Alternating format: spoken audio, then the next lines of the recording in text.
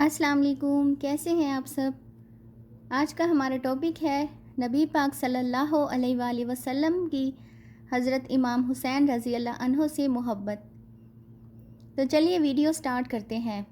حضرت عبداللہ بن شداد کہتے ہیں کہ میں نبی کریم صلی اللہ علیہ وآلہ وسلم کے پیچھے نماز میں تھا۔ سجدہ اتنا طویل ہو گیا کہ ہمیں لگا امر الہی آ گیا ہے، اللہ کا حکم آ گیا ہے، اور حکم الہی کی وجہ سے حضور صلی اللہ علیہ وآلہ وسلم کا وصال ہو گیا ہے، یا پھر یوں ہوا ہے کہ کوئی وحی کا نزول ہوا ہے۔ کہتے ہیں میں نے تھوڑا سر اٹھا کر دیکھا تو کیا منظر دیکھتا ہوں کہ حسین ابن علی رضی اللہ عنہ حضور کی پشت پہ بیٹھے ہوئے ہیں اور نبی کریم صلی اللہ علیہ وآلہ وسلم سجدے کو طول دے رہے ہیں۔ خیر سلام پھرا تو میں نے تو یہ منظر دیکھ لیا تھا، باقی لوگ انہوں نے نبی کریم صلی اللہ علیہ وآلہ وسلم کی خدمت اقدس میں عرض کی، ہمارے ماں باپ آپ صلی اللہ علیہ وآلہ وسلم پر قربان۔ حضور ہمیں یہ لگا کہ جیسے آپ صلی اللہ علیہ وآلہ وسلم پر امر الہی آ گیا ہے، یا پھر آپ صلی اللہ علیہ وآلہ وسلم پر وحی کا نزول ہو رہا ہے۔ تو آقا کریم صلی اللہ علیہ وآلہ وسلم نے ارشاد فرمایا، میری پشت پہ میرا شہزادہ بیٹھا تھا۔ نبی صلی اللہ علیہ وآلہ وسلم حسین ابن علی کے لیے سجدے کو طول دے رہے تھے۔ سبحان اللہ! آج اگر سجدے کو طول دیا ہے تو کل ایک لمبا سجدہ پھر حسین ابن علی نے بھی کیا ہے اور سجدے کی لاج نبھائی ہے۔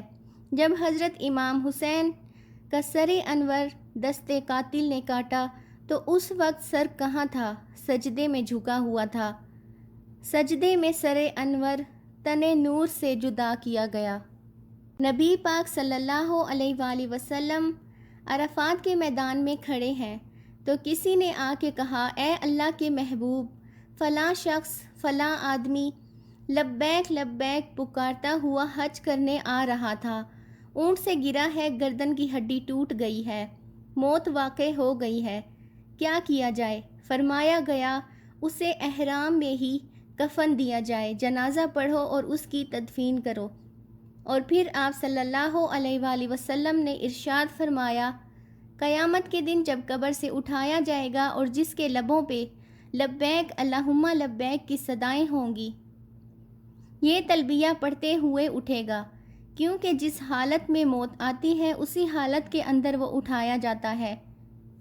تو یہ حضور صلی اللہ علیہ وآلہ وسلم کا فرمان سامنے رکھنے کے بعد اس جملے پہ غور کریں کہ حسین ابن علی کا سر قاتل نے اس وقت کاٹا جب سجدے میں جھکا ہوا تھا، اور لوگ قبروں سے اٹھائے جائیں گے، لیکن حسین ابن علی کا سر مبارک سجدے سے اٹھایا جائے گا۔ تو حسین رضی اللہ عنہ تو آج بھی سجدے میں ہیں۔ اتنا طویل سجدہ کسی نے نہیں کیا جو حسین ابن علی نے کیا۔ سر سجدے میں جھکا کر کہہ رہے ہیں، مالک حسین کی قربانیاں قبول کر لیں۔ اور وہ منظر بھی یاد کریں کہ جب فرشتوں نے کہا تھا، اے اللہ، انسان کو اپنا خلیفہ بنا رہا ہے، تیری تسبیح تو ہم کرتے ہیں، سجدے تو ہم کرتے ہیں، قیام اور رکوع تو ہم کرتے ہیں، اور یہ انسان تو شر اور فساد کرے گا، تو انسان کو اپنا نائب بنا رہا ہے۔ جواب آیا تھا، فرشتوں، جو میں جانتا ہوں وہ تم نہیں جانتے، تمہاری نظر جو نتیجہ نکلنے والا ہے اس پہ جمائے ہوئے ہو۔ آگ، ہوا، مٹی، پانی، ان چاروں کا مجموعہ فساد نہیں کرے گا تو اور کیا کرے گا؟ شر نہیں کرے گا تو اور کیا ہوگا؟ لیکن تمہیں یہ نہیں پتہ کہ اگر اس عناصر اربعہ میں محمد صلی اللہ علیہ وآلہ وسلم کا لعاب مل جائے تو پھر حسین بنتا ہے، اور تم کہتے ہو سجدے ہم کریں گے، رکوع ہم کریں گے۔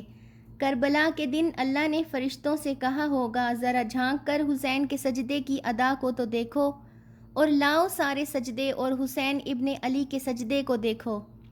یہ انوکھی داستان رقم کر کے حسین ابن علی رضی اللہ عنہ نے دنیا کو یہ بتایا کہ سجدے کے یہ بھی انداز ہوتے ہیں، سجدے کا یہ بھی رنگ ہوتا ہے۔ اس پیاسے پر علی شیر خدا کو ناز ہے، اس نواسے پر محمد مصطفیٰ صلی اللہ علیہ وآلہ وسلم کو ناز ہے۔ اوروں نے بھی سجدے کیے پر اس کا عجب انداز ہے، اس نے وہ سجدہ کیا جس پر خدا کو ناز ہے۔ سبحان اللہ۔ اللہ پاک ہمیں 5 وقت نماز پڑھنے کی توفیق عطا فرمائے، آمین ثم آمین، اور ہمارا خاتمہ بالایمان ہو، آمین۔ آج کی میری یہ ویڈیو آپ کو اچھی لگی ہے تو چینل کو سبسکرائب کرنا بالکل بھی مت بھولیں۔ ملتے ہیں نیکسٹ ویڈیو میں، تب تک اللہ حافظ۔